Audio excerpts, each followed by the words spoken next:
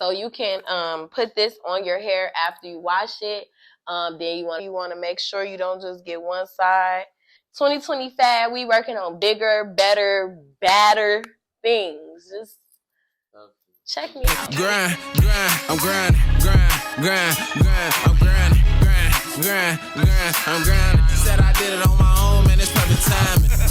Grind, I'm grinding, I'm grinding, What's going on, everybody? You already know the vibes. It's Stephon with Born Great Studios, also known as Mr. Born Great. And on today's episode of The Great League, we have Riah with Riah Did It. Hi guys, it's me. I'm back. How you doing, Riah? I'm doing good. How are you? I'm doing well myself. I can't complain, you know what I'm saying? So, on today's episode, we would like to dive a little bit deeper into Riah Did It. Alright, bet. So let's start off with some hair care tips. What is the importance of heat protecting? So heat protectant, let me show you guys the heat protectant that I actually use for different weaves and wigs. So I use the L'Oreal brand. It's the heat spray. It protects up to 450 degrees. Heat protectant is important because, especially for if you curl hair, straighten hair, it's important for your natural hair and also for a weave and a wig. So for your natural hair, it's important for our black girls to not mess up your curl pattern. If you have naturally curly hair or kind of like naturally wavy hair, you want to put that heat protectant on your hair so you don't mess up your curls. For weaves and different wigs, it's important to use heat protectant because you don't want to fry the hair, because you probably just spend like $200 or $300 on some hair. You don't want to not be able to use it anymore because it got heat damage. Oh, that is a lot that I did not know, but I found it very, very essential to know, because if you didn't know, I'm bald, right? So before that, my hair was thinning up, and so it was because I wasn't taking care of it. I low-key want to see what you look like with hair. With hair, I had the meanest waves, and I'm inserted. I was just gonna say he's gonna insert it right there. No cap. I just basically wasn't taking care of my hair, and I believed that I had heat damage amongst a few other things. But I know that like heat damage was one thing for sure. Yeah, you gotta protect the curls.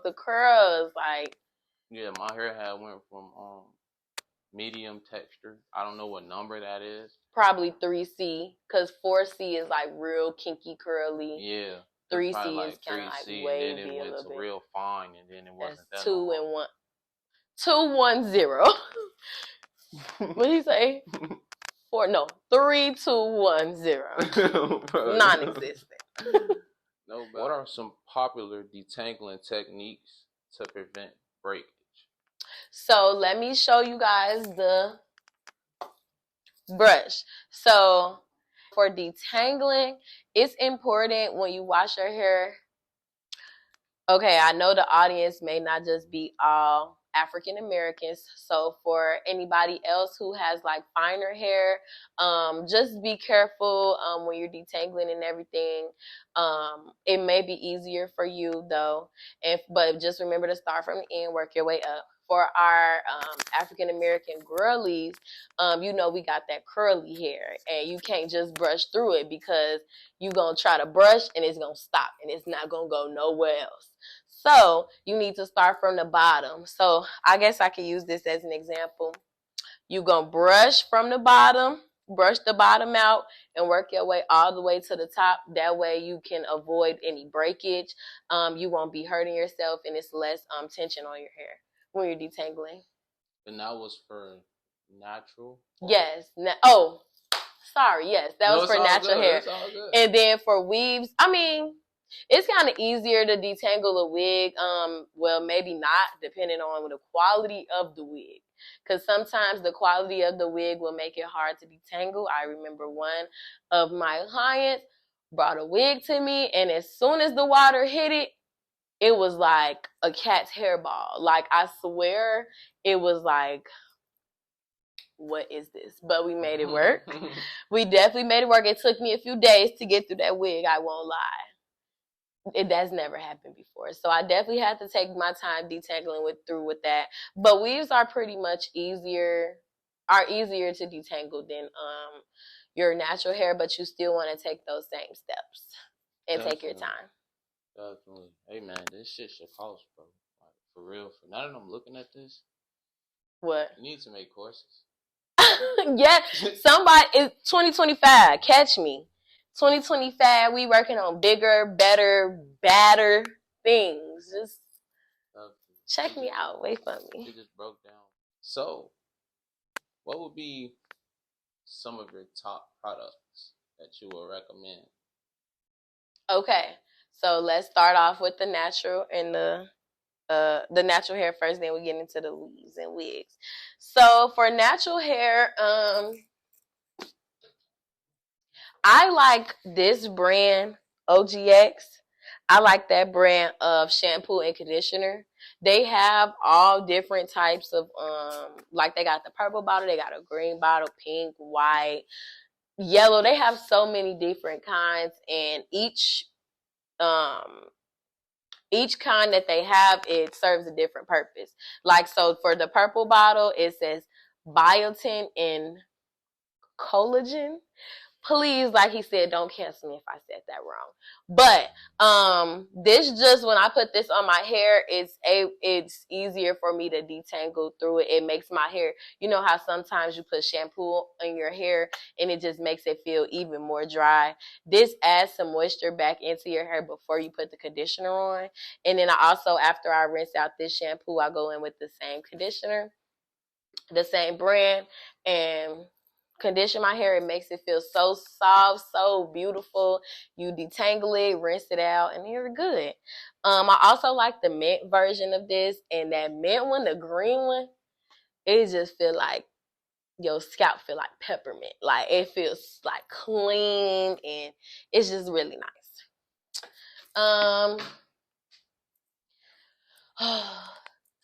So you always want to keep that scalp moisturized, whether you have like some braids or anything like that. I like to use this to just put on my scalp. It's just regular grease. I used to use that for my waves. Really? I promise you. Really? That's why they fell out. Now let me stop. My next on the natural hair favorite products is Wild Growth Hair Oil, and this can be used for wig braids, for box braids. Like if you have a protective style in, you can put this oil in your hair, and you'll be sure when you take that style out that your hair will be like, it's gonna have that growth in there. So you can just apply the oil directly on the scalp like this, rub it in like that, get it all in there. You want to make sure you don't just get one side, but get in between everything, you know. And then also get the back, because that's important as well. Rub that in the scalp and just make sure you get the whole head. This, I'm not sure if this is my favorite or not, but this is the leave-in conditioner that I've been using. This is the Carol's Daughter brand. This is a really good brand. I've heard about this for years. It's been around for a long time. So for the leave-in conditioner, you just spray it all on the hair, brush it in, and then you can begin any styling that you may be doing. But this is used after you washed your hair, and then you don't want to just not have anything on your hair, because then it'll be dry. That leads to breakage, that leads to damage, and we don't want that. So now we're gonna switch gears from natural hair to weaves and wigs.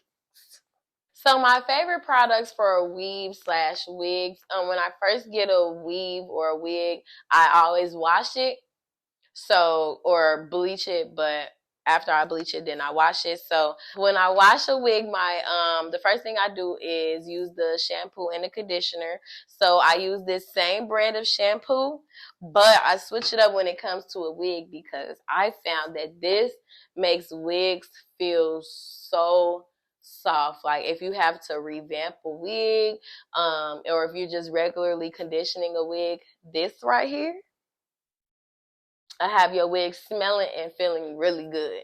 So I really like to use those to wash my wigs. My next favorite products, I just recently got hip to this. So I've been seeing this on different videos, Instagram, TikTok, and the girlies are loving this because this is used to melt your hair. So it's actually a holding spray. So you can use it to hold curls or anything like that. But this I use to melt the lace. I also use spritz.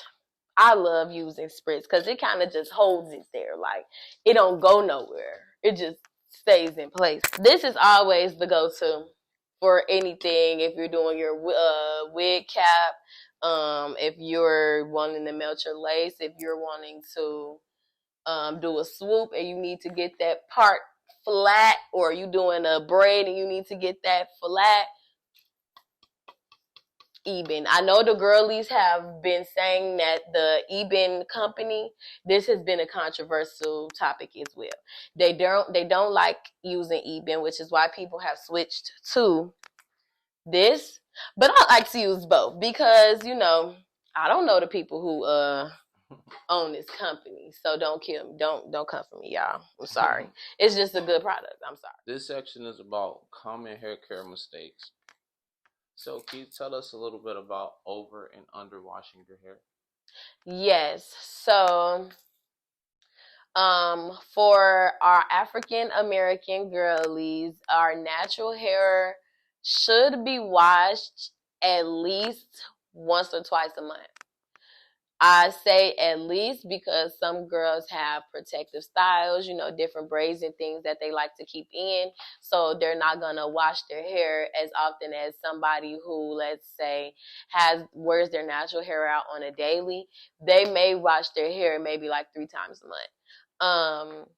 Maybe once a week, just depending on what they do with it. But I would say cap is once a week for our African American girlies.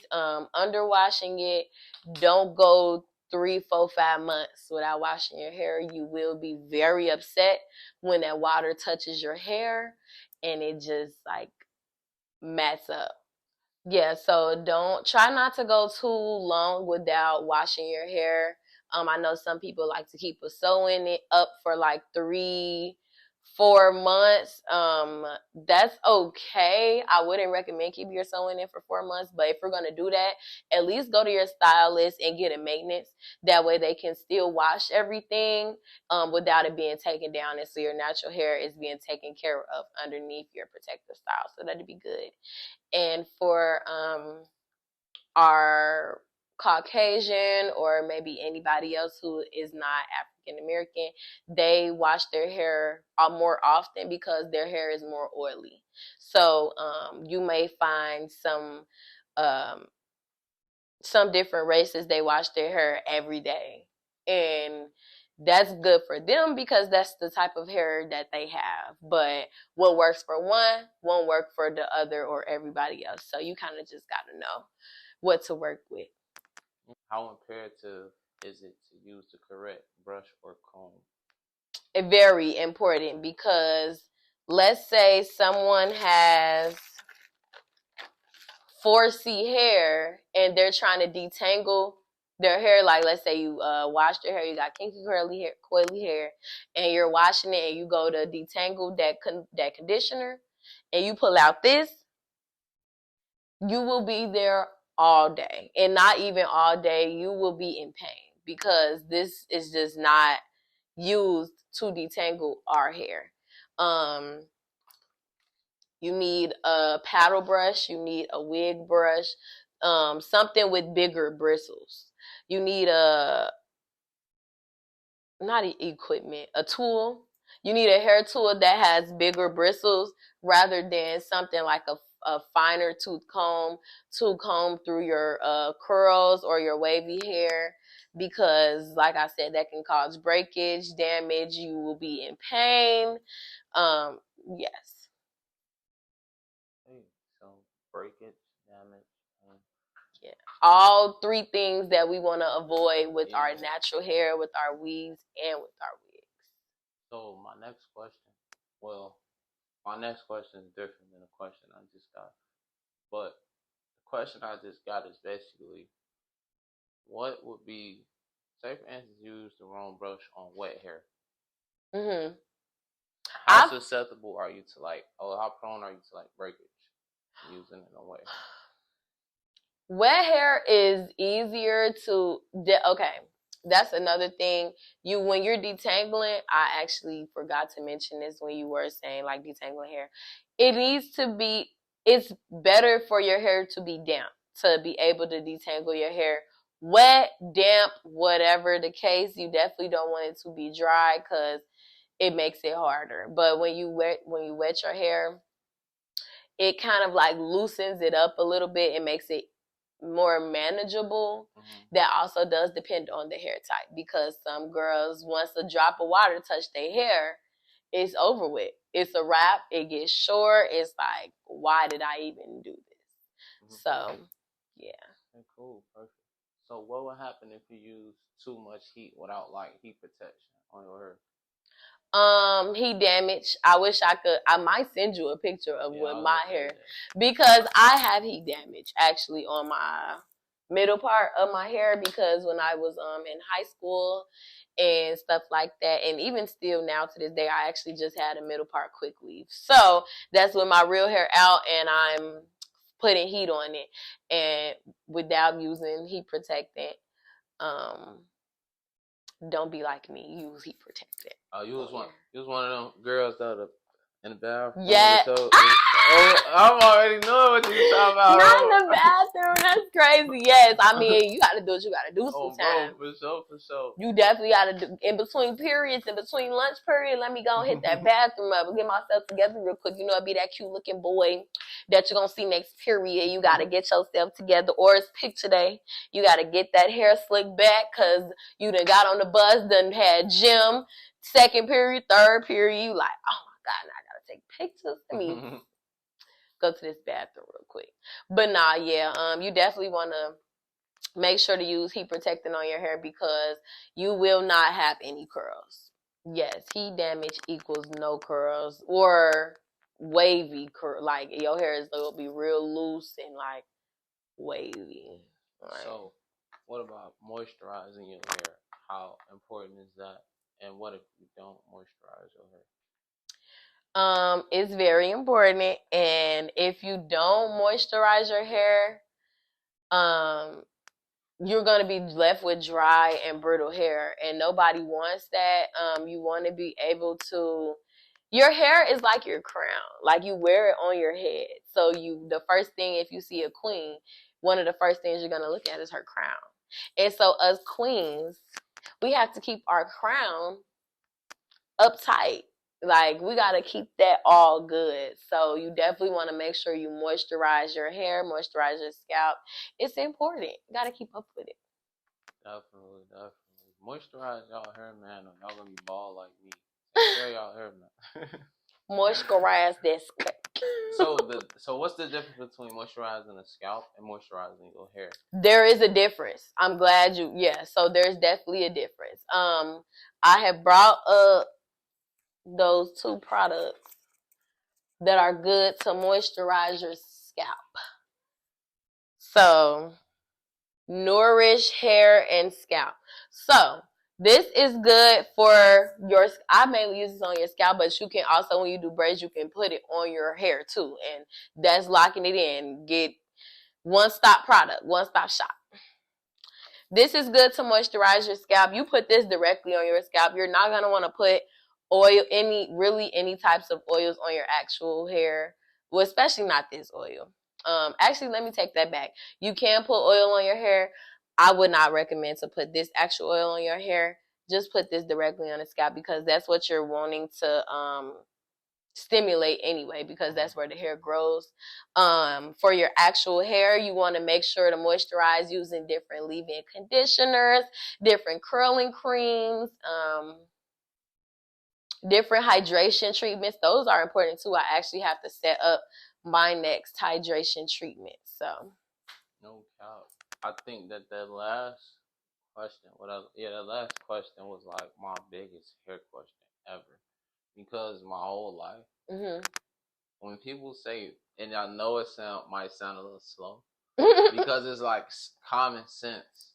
I mean, but it's not. When people used to tell me I need to moisturize my hair or I need to moisturize my scalp, I thought they were talking about the same thing, yeah. You know, but then when I break it down, it's like that's not the same thing. It's not at all.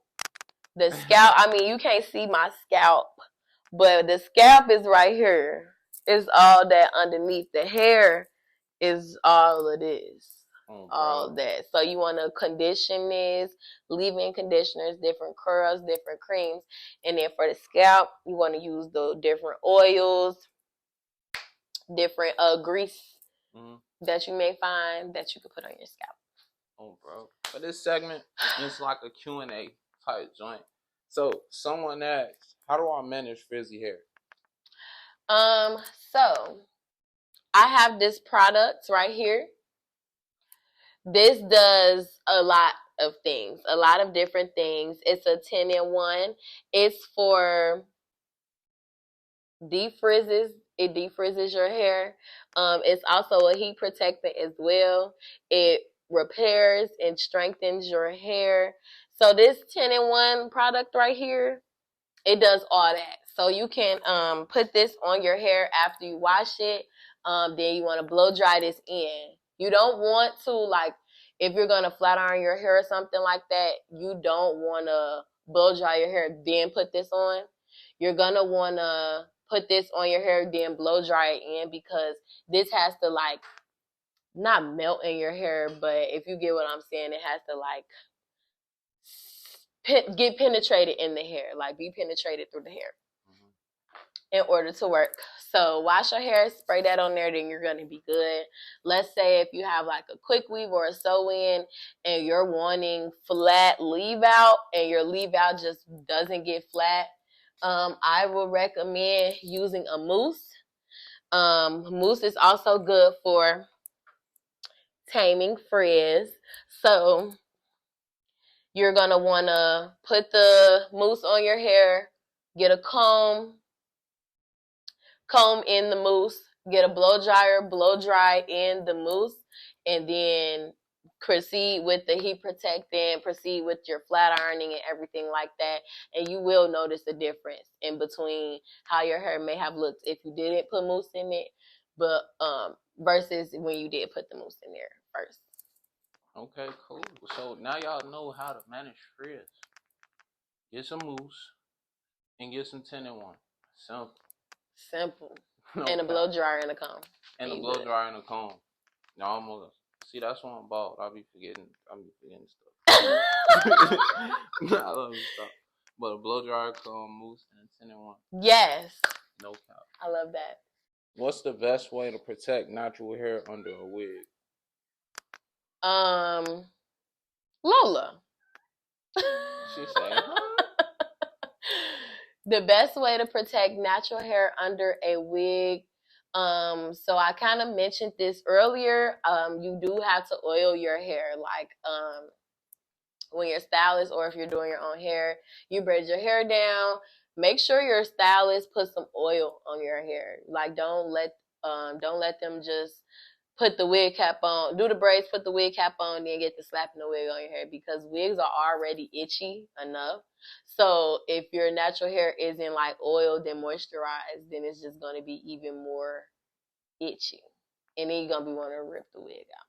Ooh. So definitely, it was my scalp was starting to itch right now. Yes, no, the girls, yeah, they be patting. They do. It's because it's itching. It do be itching, y'all. It really do.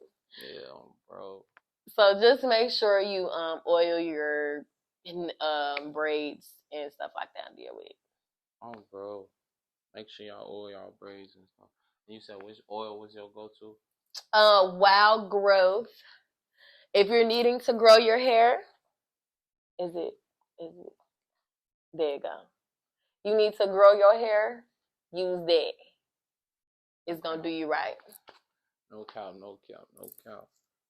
what is some advice that you would give to someone aspiring as being a hairstylist specializing in weaves and wigs?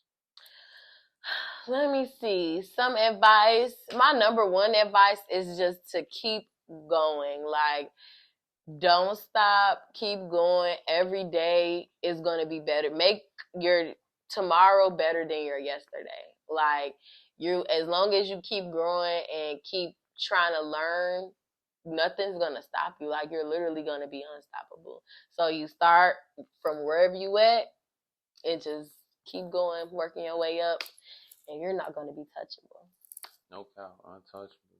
You guys can follow me at Riah Did It with 2 T's __. That's my hair page. Like I said, 2025, I have them courses coming. Just wait and see what I have in store for 2025. I'm very excited. More collabs coming up. I just did a collab with the Lash Tech on campus, and so we had a bestie, kind of like to get your lash and your hair done kind of deal for only $140. You get your hair done and your lashes for $140. You're not finding that nowhere else. That's a deal, fellas. Y'all heard that? It's only $140 to get your ladies' hair and nails done. Yes, get y'all ladies' hair and nails done. Hair and lashes done, because you want them looking real fleeky. Did I say nails? I think you did. Oh, it's okay. Yes. And the nails, you could get your nails done too, because we definitely have a nail tech on campus, and she actually stays right under me. So no cap. Well, that's wrapping up today's episode. Bye.